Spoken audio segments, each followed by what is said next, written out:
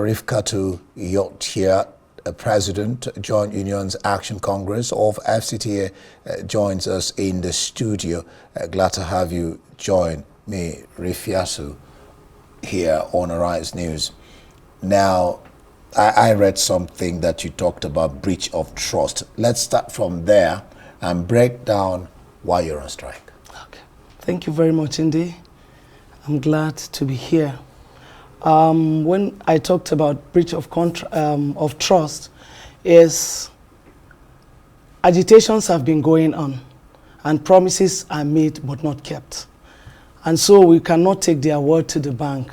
And so we feel there's no more trust. So for all our agitations, until they are done, they cannot say call off and we call off because there's no more trust.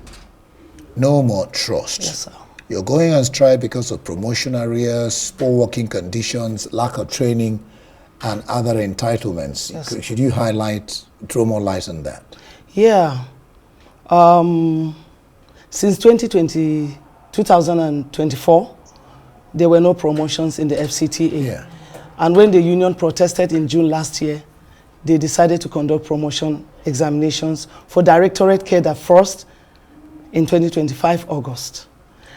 And when they issued them their letters of promotion, they said they were going to draw their salaries from January 2026.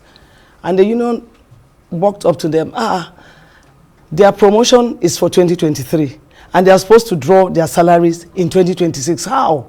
And so they decided to backdate it now to say, okay, we're going to pay them starting from August, the month that the promotion was conducted, which they did. But we're saying they did not stagnate themselves. The system stagnated them. What of those people that were supposed to be promoted for sit for those examinations and were not able to sit and retired?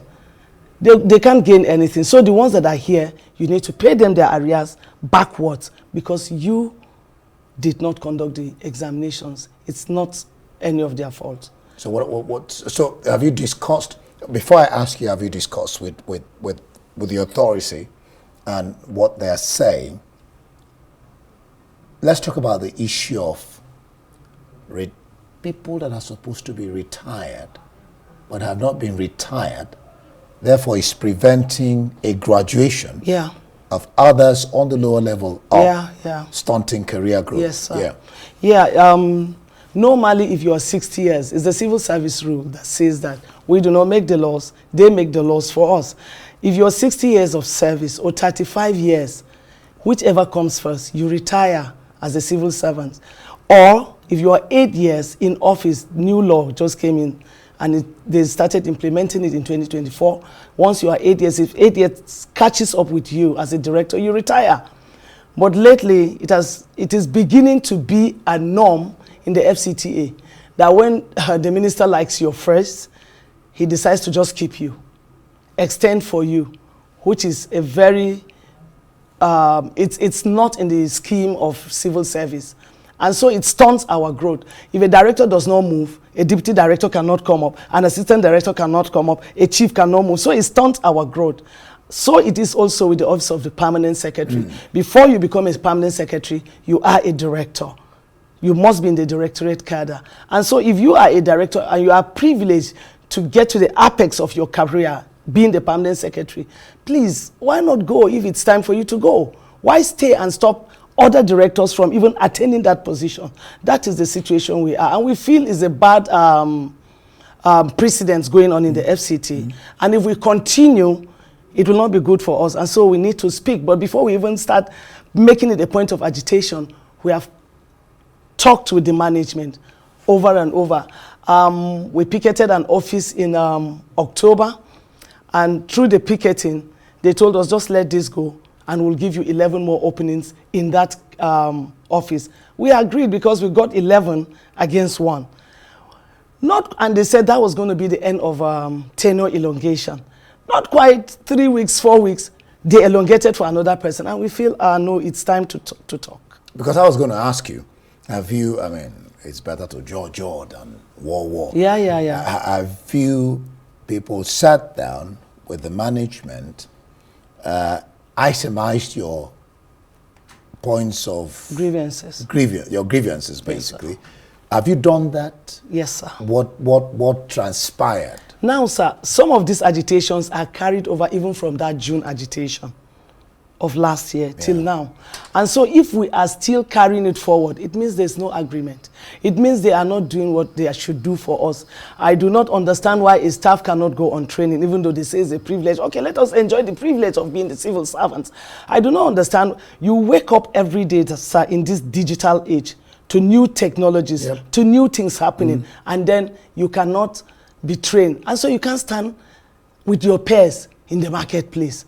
I feel it is not good for us. And so it is part of agitation taken from 2023, 24, 25, and here we are, January 2026. And so some of this, another one is, we all know that there is contributory pension scheme. You pick from my salary, government give a certain percentage. And it is for the people in charge to take to the pension houses to credit individual staff accounts. They have not taken our pension to our pension houses since May. Are you sure what you're saying? Very sure, sir. Very, very sure. Because we talked to the people that are supposed to do it. They did not give us concrete answers. We took it to the authority above. We wrote, we complained, but it's to no avail. You do not expect me to retire and my money is hanging somewhere else in this hard time. Even when you are in the service, how much do you enjoy with your salary that is meager? Then when you retire and you're not having salary, the ones that the government have in their wisdom decided to keep for you is not even taken to where you're supposed to collect. I'm trying to get that. What's the reason for not remitting? It's best known to them. Initially, they will tell us the government has changed a policy that they are supposed to go on, maybe use some consultants. That's the thing they tell us. They told us they are supposed to use some consultant, and they decided they chose the consultant, and something happened. It's just always something happens. Story after story. Yes, that is not making sense. Yes. So before I let you go, yes, just very quickly. Yes, sir. If the government does not bend, what happens? We're starting. Are you going to stretch? Starting Monday, right? We're starting Monday, God willing. Yeah. We're down in tools. We're just telling our people to stay at home. We're very peace-loving people. We do not want to have problems. We're also aware of the sensitive nature that it is now for insecurity and all. We're just telling people to stay at home so we don't have any problem with anybody. And that's all. One hopes that this gets resolved. Like I said, it's better to Georgia than to war. Yeah, and that's our sincere prayer too, sir. Grievances are attended to. Rivka to Iortyer. Yeah. President, Joint Unions Action Congress of FCTA, thank you for being here. Thank you very much indeed. All right.